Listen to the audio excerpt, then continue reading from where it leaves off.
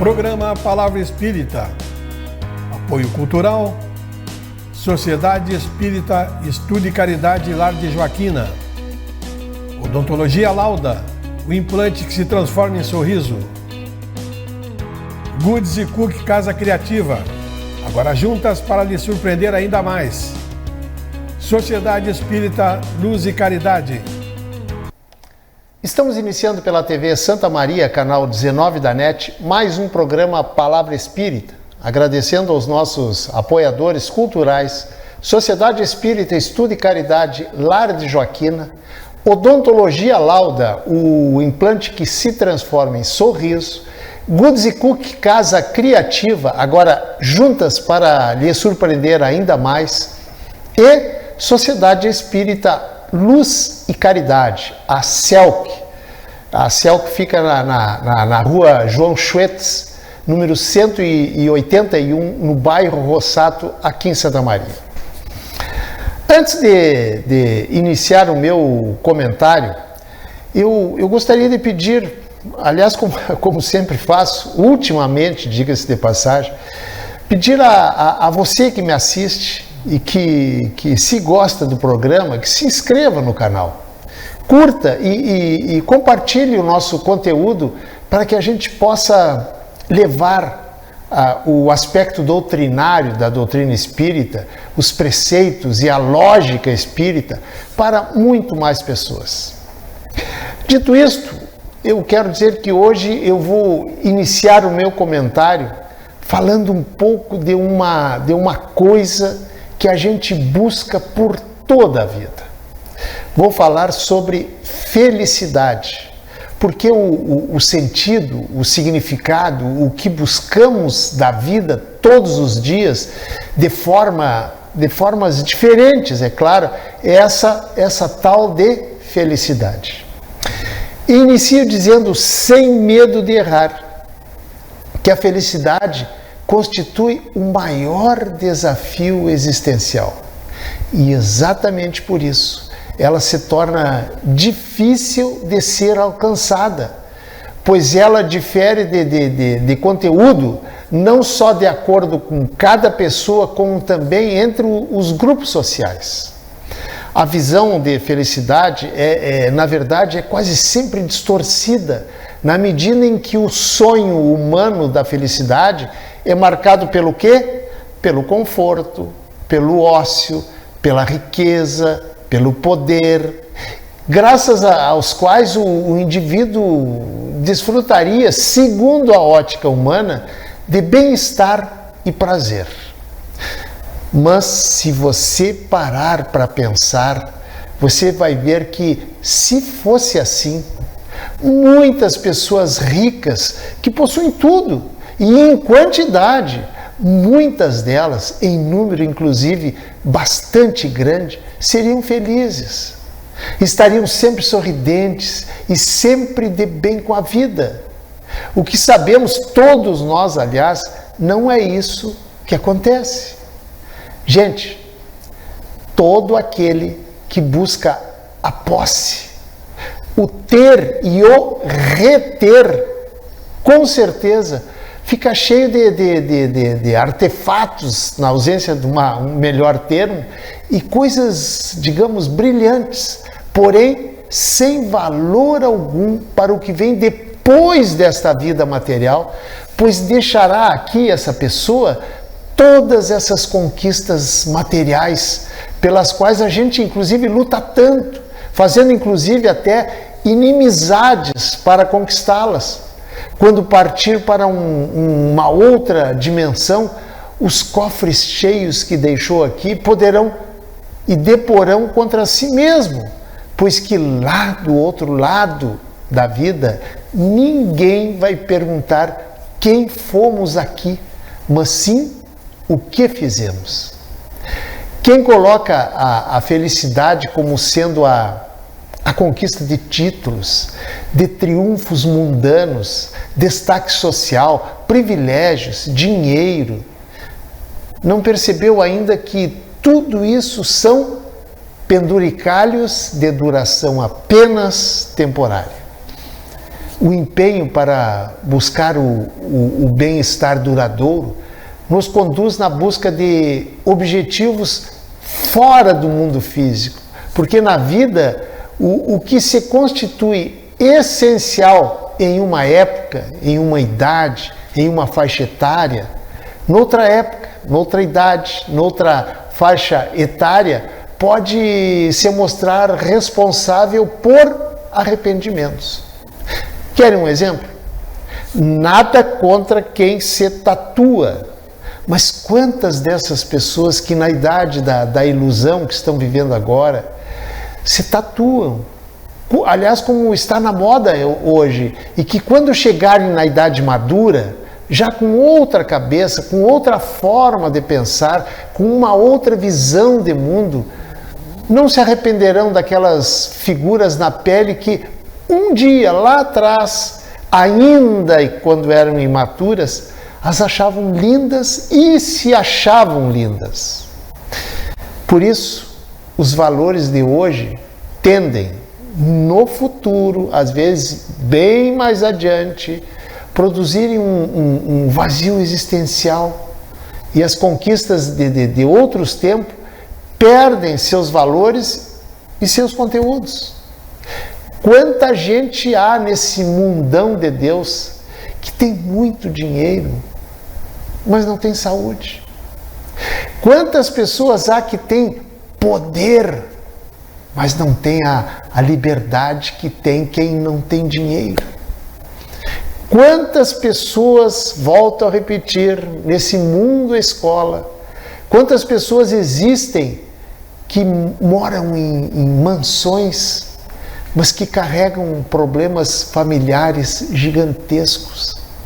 Ao contrário de muitas pessoas que moram, muitas vezes, em lugares muito pobres, mas têm uma família harmoniosa e unida.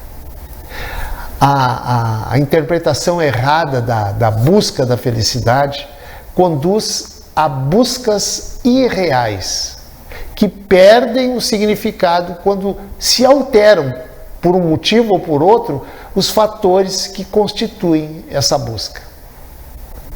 Gente, a felicidade é individual, ou seja, depende única e exclusivamente de cada um.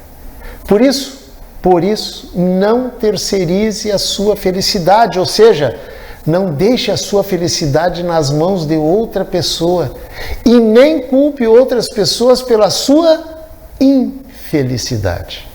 Não dê a outra pessoa o poder de fazer você feliz. E tudo isso por uma razão somente, a de que, se essa pessoa sair de algum modo da sua vida, como é que você vai ficar? Logicamente que infeliz, ou melhor, muito infeliz às vezes. Nós, e somente nós, e mais ninguém, é que fabricamos em nós mesmos a nossa felicidade ou a nossa infelicidade. Na busca da felicidade, são inevitáveis os estágios de sofrimento e de prazer, por se tratarem de fenômenos da experiência e do aprendizado do ser humano. A felicidade é uma forma de viver independentemente da idade, do status social, independe do saldo bancário, e sim como quando descobrimos que realmente o que realmente nós desejamos da vida, além dos níveis imediatos do gozo e do prazer. Gente, o nosso lado sombrio, digamos assim, não existe para ser eliminado, e sim para nós transformá-lo, para ser transformado. E a primeira condição para essa transformação é se transformar em um ser menos mal-humorado, menos reclamantes das turbulências da vida. Mas para isso, nós precisamos entender o quê? Entender a vida. Vou fazer aqui uma analogia da vida com a matemática, para tentar explicar melhor o que eu quero dizer. Francamente, eu não sei se eu já trouxe esse exemplo aqui alguma vez. Mas se eu já trouxe, e como eu gosto muito dele, acho que vale a pena repeti-lo. Porque muitas pessoas, muitos estudantes reclamam e vão mal nas provas de matemática. Simples. Porque não entenderam adequadamente o conteúdo. No momento que entenderem o conteúdo, aí tudo vai mudar de figura. Ou seja, terão mais possibilidades de resolverem com mais serenidade, com mais confiança, os problemas apresentados.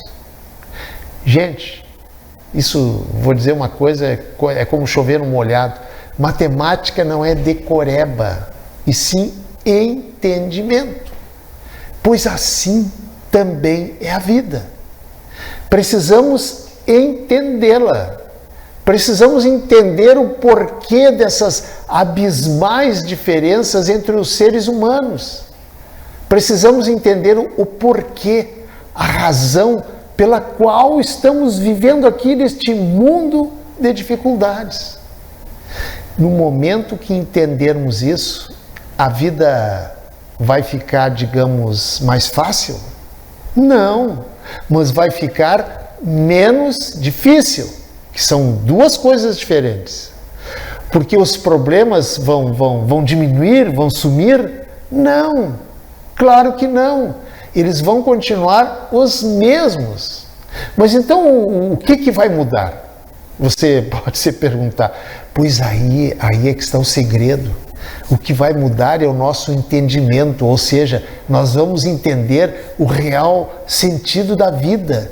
E fruto desse entendimento vão mudar as nossas atitudes em relação aos problemas e às dificuldades que enfrentamos no dia a dia. E através desse entendimento, nós vamos solidificar, vamos tornar clara a nossa fé, sem nenhum mistério, sem nenhum subterfúgio. Gente, somente a fé racional nos explica de forma sólida o porquê estou aqui, o que é a vida, de onde vim, o que há depois da morte, por que não sou feliz, por que nascemos, e tantos outros mistérios e tantos outros porquês da vida.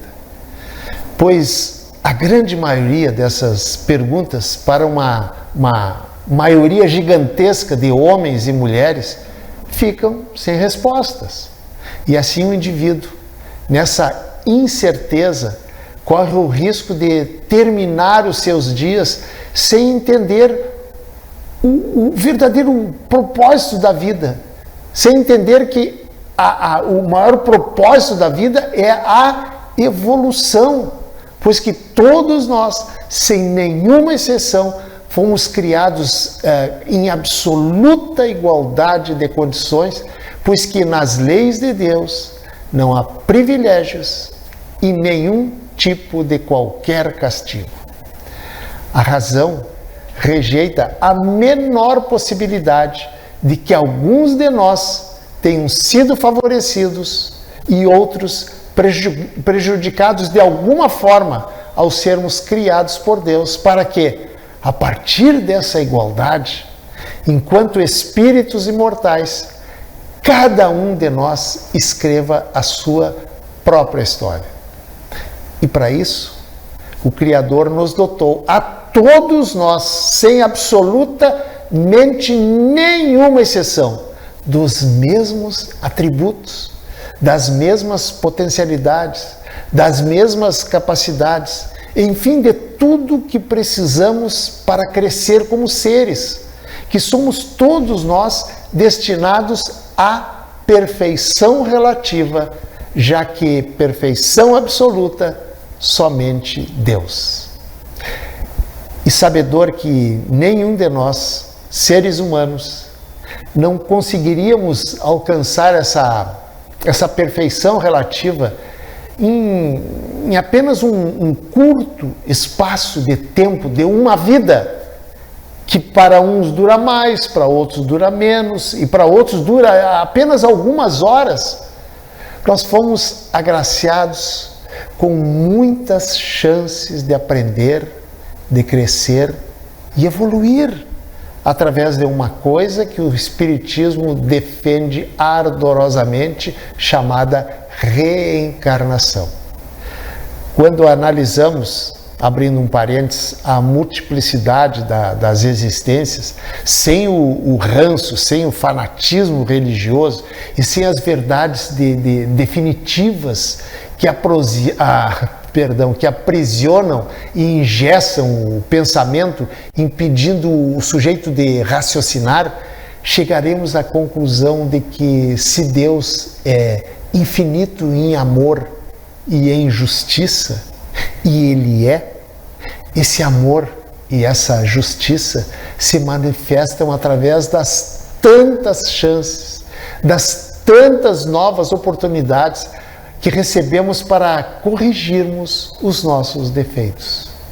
E essas novas chances se dão através de uma coisa chamada reencarnação, em que todos nós recebemos novas oportunidades de nos redimirmos, dos nossos erros. O fato de entendermos a vida como um contínuo processo evolutivo do espírito, no qual todos nós estamos inseridos, nos remete a uma certeza maior, a das vidas sucessivas, visto que somente por meio do ir e vir, o espírito alcançará, tal qual os alunos dos colégios aqui da Terra, estágios superiores que o colocarão para voos mais altos nesse futuro ilimitado que nos aguarda a todos. E agora, para encerrar, volto a fazer um link com a felicidade, para dizer que a ilusão da felicidade perene, ou seja, aquela felicidade duradoura, focada somente nos bens materiais, muitas vezes age ao contrário em nós. Ou seja, nos afasta da saudável alegria de vivenciar os pequenos bons momentos da vida, que são infinitamente, em muito maior número, daqueles que nos fazem reclamar da vida. Saboreie esses momentos para você não correr o risco de, mesmo sem perceber, de se transformar em mais uma nessa multidão que caminha pelo mundo, mais uma dessas pessoas carrancudas, dessas pessoas mal-humoradas, rancorosas, que as outras pessoas, inclusive, evitam de conviver. Por isso, valorize a sua vida, valorize os seus bons momentos, ainda que sejam pequenos bons momentos, e tire lições dos momentos nem tão bons. Enfim, valorize essa oportunidade que você está tendo nesta encarnação, espiritualmente falando, de crescer. Se você parar para observar a sua volta, você vai perceber que existe muita gente que gostaria de estar vivendo a vida que você tem.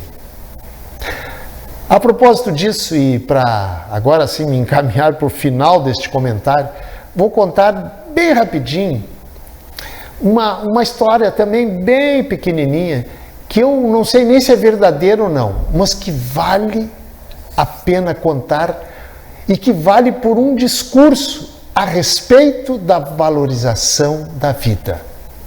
A historinha é a seguinte. Certa vez, um grande amigo do poeta Olavo Bilac queria muito vender um sítio da sua propriedade, da propriedade do amigo do Olavo Bilac, que lhe dava, segundo ele, dava muito trabalho e uma certa despesa para mantê-lo. E que, segundo ele, o amigo do Olavo Bilac, não valia a pena investir nele. Pediu então para o poeta redigir um texto anunciando a venda do sítio, pois acreditava o amigo que se fosse um anúncio com palavras bonitas, seria mais fácil de vendê-lo. E assim, com toda a calma, o Olavo Bilac, que conhecia muito bem o sítio, pois já tinha ido lá várias e várias vezes, redigiu o texto da seguinte forma: vende-se encantadora propriedade onde cantam os pássaros ao amanhecer no extenso arvoredo. É cortada por cristalinas e refrescantes águas de um ribeirão. A casa, banhada pelo sol nascente, oferece a sombra tranquila das tardes na varanda. Passou o tempo e meses depois o poeta encontrou o seu amigo e perguntou-lhe se ele já tinha vendido a propriedade. E o amigo respondeu para ele: nem pensei mais nisso, respondeu. Quando li o anúncio que você escreveu, percebi a maravilha que eu possuía. Pois, gente, assim é a nossa vida. Não deixe para observar a beleza da sua vida quando não houver mais tempo para isso. Sinta a beleza dela pelo simples fato de você estar vivo, de acordar todos os dias com sol, com chuva, com frio, com calor, não interessa. O importante é que, apesar das dificuldades, apesar dos problemas, você está vivo. Pense nisso. Muito obrigado, um abraço e até o nosso próximo encontro. Tchau. Programa Palavra Espírita. Apoio Cultural. Sociedade Espírita Estudo e Caridade Lar de Joaquina. Odontologia Lauda. O implante que se transforma em sorriso. Goods e Cook Casa Criativa. Agora juntas para lhe surpreender ainda mais. Sociedade Espírita Luz e Caridade.